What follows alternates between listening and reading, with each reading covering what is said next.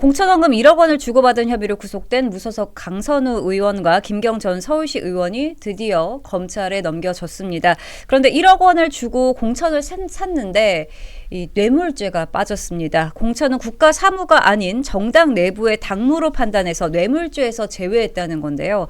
수뢰액이 3천만 원만 넘어도 징역 5년 이상이 떨어지는 이 뇌물죄는 쏙 빼고 형량이 훨씬 가벼운 정치자금법 위반만 적용이 된 겁니다. 네. 변호사님이시잖아요. 네네. 네. 이래서 보안 수사권이 유지돼야 된다는 거예요. 이래서 그 검찰이 뭔가 권력을 좀 그 수사 권력을 갖고 있어야 되는 건데 보안 수사권이 없어지면 이렇게 경찰이 송치한 게 그대로 재판으로 갑니다. 그러면 거기에 맞는 형량만 받게 되고 수사가 제대로 안 돼 있으면 무죄가 나오는 그런 것인데 일단은 뇌물죄가 되냐 안 되냐 결론부터 말씀드리면 뇌물죄가 됩니다. 그 포괄적 뇌물죄라는 단어를 만들어 가지고 박근혜 정부 때 수많은 뭐 기업인들하고 다 기소를 했거든요. 그리고 당무가 그러면 공무냐? 당무가 공무냐에 대해서는 이명박 대통령 때 그때 한나라당의 그 비례대표 의원이 있는데 이름 까먹었는데 김소 아니면 이소 뭐 의원인데 그분한테 그 무슨 포괄적 공천에 대해서 도움을 줬다 그래서 뇌물죄로 기소한 사례가 있어요. 김희정. 예, 김희정은 아니었던 것 같은데 어쨌든 그래? 예, 근데 어쨌든 검찰이 이미 이러한 당무의 공천은 공무인 거고.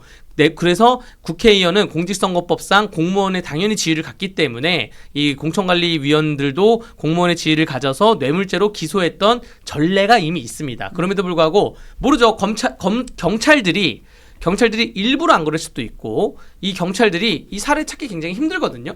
이거는 이제 법률적으로 서치하는 사람만 하는 거. 경찰은 수사를 하는 사람이잖아요. 자기 그 서칭을 못해서 몰라서 안 한 걸 수도 있어요. 아이고. 그럼 경찰이 몰라서 안 한 경우는 많습니다. 그런 경우 되게 많아요. 그거를 검찰이 잡아주거든요. 보안수사로.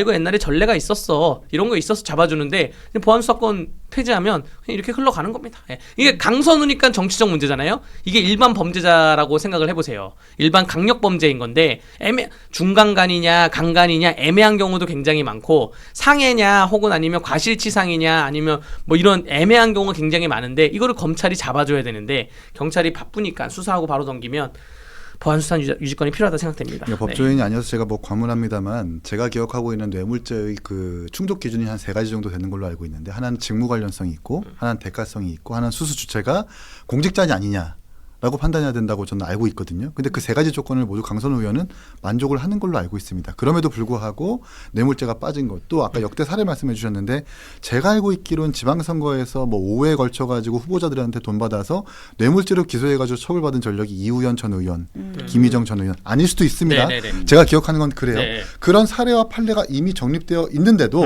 뇌물죄를 기소하지 않는다라는 건 글쎄요, 정권의 눈치를 보고 있다라고 밖에 저는 볼 수가 없는 거라고 생각합니다. 네, 정권의 눈치를 보고 있다 이렇게 말씀해 주셨는데 이번 사건에서 또 문제가 되는 게 두 사람의 진술이 엇갈리고 있는 상황인데도 수사의 기본이라고 할 수 있는 이 대질 조사조차 진행되지 않았다고 합니다. 게다가 이제 여권에서 보면 이춘석 의원이나 장경태 의원, 김병기 의원 등 이렇게 형사적인 문제로 거론이 됐지만 조용히 지나가고 있는 사례들이 굉장히 많거든요. 네. 맹탕 수사 아니냐 네. 이런 비판이 나올 수밖에 없는 것 같습니다. 민주 정권에서 굉장히 황당한 일이 많은데 장경태 의원 같은 경우는 수사심의위원회를 열었대요. 이게 동영상도 있고 피해자도 있는데 이 성범죄에 대해서 수사심의위원회가 열린 거에 대해서는 굉장히 아마 특이 케이스이고 굉장히 황당합니다. 이러면 이제 전국에 있는 모든 성추행범들이 모든 성범죄자들이 아니 쟤는 됐는데 나도 수사심의위원회 열어주세요.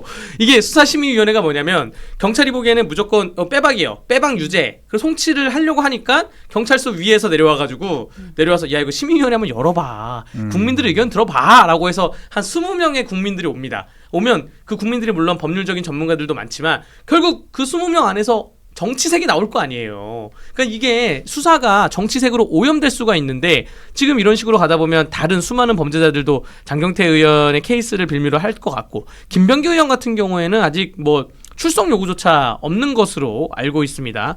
그러니까 더불어민주당 집권여당 하에서 지금 너무나 수사가 그 유리한 쪽으로, 그러니까 그 유권 무죄, 무권 유죄, 권력이 있으면 무죄, 권력이 없으면 유죄로 수사를 가는 게 아닌가 좀 씁쓸합니다. 그러니까 뇌물죄 의율이 빠진 것도 그렇고 아직 김병기 대표에 대해서 뭐 소환 또는 압수수색이 없는 것도 그렇고 당연히 국민적 어떤 관점에서 봤을 때 맹탕 수사라고 불리기 충분하고요.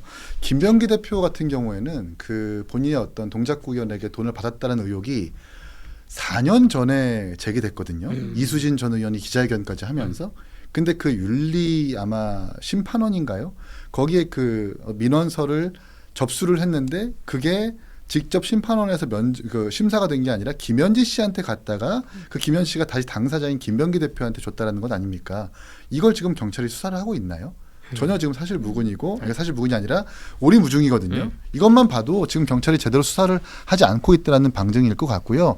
아까 보안 수사권 이건 조금 다른 얘기인데 저는 보안 수사권이라기보다 검찰이 꼭 필요하다고 생각을 해요. 지금 정치권에서 이루어지는 검찰 개혁의 기준이라고 하는 게 무게중심이라고 하는 게 너무 정치권에 매몰되어 있습니다. 사실 민생 수사에 어떤 영향이 있을지에 대해서 가장 비중 있게 논의되어야 되는 게 검찰 개혁인데 아마 많은 국민들이 부산 돌려차기남 사건 기억하실 거예요. 처음에 경찰에서 사건 다룰 때 일반 중상해 사건으로 중상해 혐의로 송치한 걸로 알고 있습니다. 나중에 피해자의 옷 같은 걸 다시 한번 확보해가지고 검찰에서 고의에 의한 살인미수로 의유를 해가지고 징역 20년 나온 거거든요.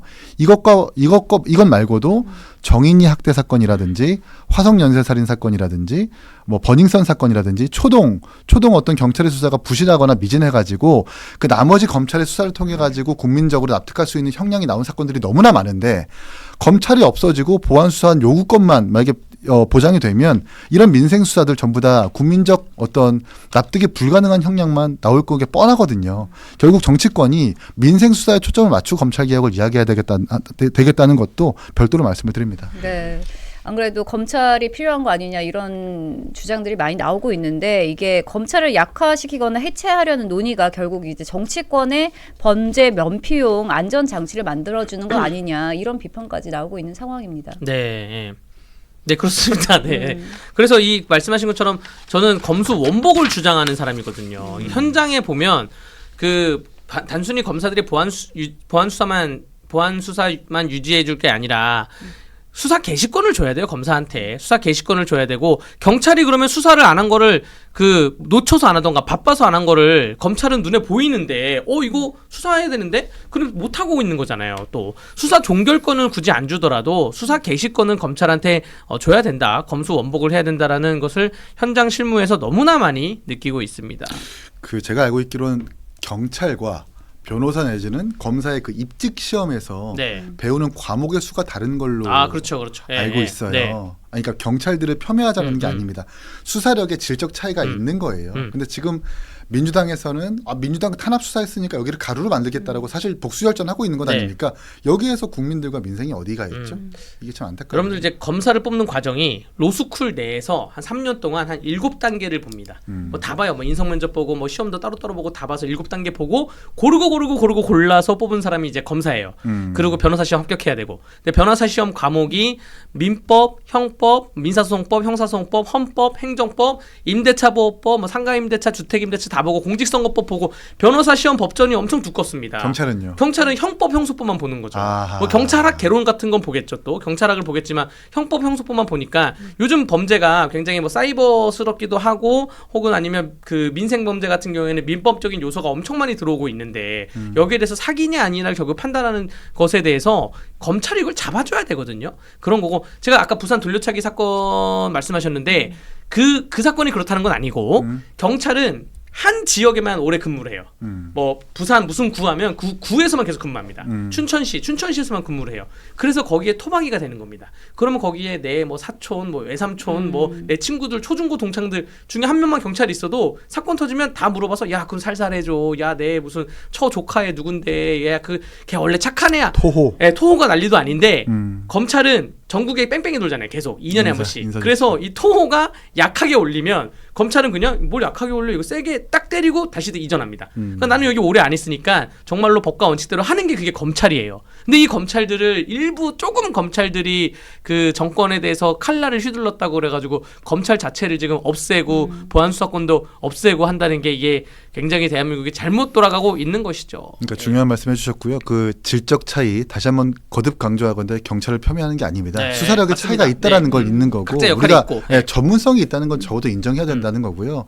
특수부 검사들이 문제가 있다면 특수부 검사들만 다시 한번 논의를 하면 됩니다. 네. 일반 민생 사건까지 영향을 미칠 정도로 네. 전부 다 없애버리는 것은 그건 말도 안 네. 된다. 아니 그 라임 옵티머스 사건만 하더라도 라임 옵티머스가 문재인 정부 때 금융에 대해서 굉장히 피해자들이 수천 명이 있는 그런 사건인데 남부지검이 그러니까 북부지검이 건설 사건 전문이고요. 남부지검이 금융 사건 전문이에요. 남부지검에 있는 남부지검 검사들은 금융에 대해서 아주 그냥 회계사 자격증, 세무사 자격증, 또 AICPA 자격증 이런 사람들만 모입니다. 그래서 금융 사건에서 전문성을 키워간 사람들인데 이거 추미애 법무부 장관 때 그거 없애버렸잖아요. 갑자기 라임 옵티머스 수사를 하려니까 그 라임 옵티머스 자금이 민주당의 여러 인사들의 후원의 자금으로 들어간 거 아니냐 이러한 기사가 막 나오면서 그 수사단 자체를 없애버렸어요. 이제 우리나라는 어떠한 금융범죄가 크게 나왔을 때 그 전문성 있는 사람들이 전국에다 흩어져 있어가지고 애매한 그러한 상황이 된 겁니다. 뭐 이제는 검사가 수사 개시도 못하고 보안 수사도 없으니까